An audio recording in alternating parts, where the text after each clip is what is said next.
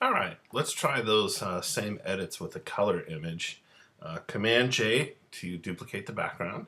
And again, I'm going to go down to my adjustments layer. You can see now that those hue, saturation, color balance, they show up. I'm going to start with my levels adjustment. I have presets and defaults, so I can actually go through here first. Well, that's not going to work. And I can actually check for some of these defaults and see how they look. There's strong contrast, but I'm just going to leave it to the default. I can use a slider and take it into the photo and start to manipulate it that way. There we go.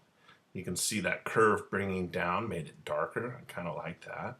I have some other adjustments that are here. These select certain areas. So I have my dark areas, gray areas, and light areas. So if I were to say this is the light area, you can see it tries to say that that's white. It's not. I'm going to hit Command Z to undo. So that looks pretty good. Now I'm going to hide it, and you can see the before and after. I'm going to turn it off, and we're going to try another adjustment. This one's a levels adjustment. Each of these here is a line. There are 255 of them, ranging from absolute black to white and everything in between. So I can start to move these sliders and actually create a similar effect to my curves adjustment. And what I'm doing is I'm making that scale a little bit smaller. So this is the picture scale. This is the actual black and white scale or tone scale.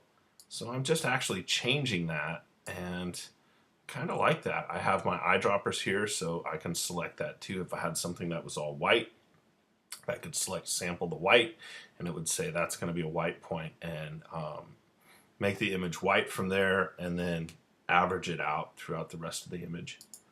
Okay, so let's turn this off. You can see the before or after.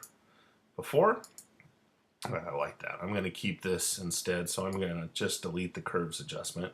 When you turn it off, it's not going to affect the picture. So I deleted it. I didn't have to. I could have left it there, just turned off. Now I still have a layer mask. So if I go to my brush tool by hitting B and I paint black on here, I can actually lighten and darken specific areas in the picture that were part of the original. So you can see I can change my opacity here. You can see what I'm doing is I'm refining the picture just a little bit. I'm making that background just a little lighter. And again, you can see over here in the layer mask, see how it's kind of gray? That's because my opacity is really low. If it were absolutely black, it would show black here, and this would be much more defined. So again, here's the after and the before. Kind of like it this way with some of those highlights in the background there. Good. Now the other thing I wanted to show you is I'm just going to add a little bit of a vignette around here. So a vignette's kind of a blackened area around the picture. I'm going to click a new layer, go to my brush, and set it to black. Bring up the opacity. Whoop. Command Z to undo. X will switch that to black. I'm going to lower it a little more.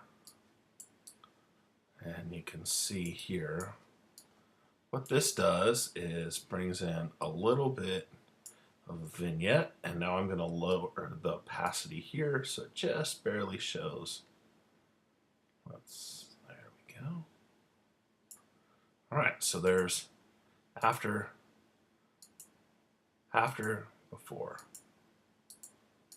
Nothing's happening. Well, that's no good. I changed it all the way down to 0. No wonder it's not showing. There we go. So you can see the difference there.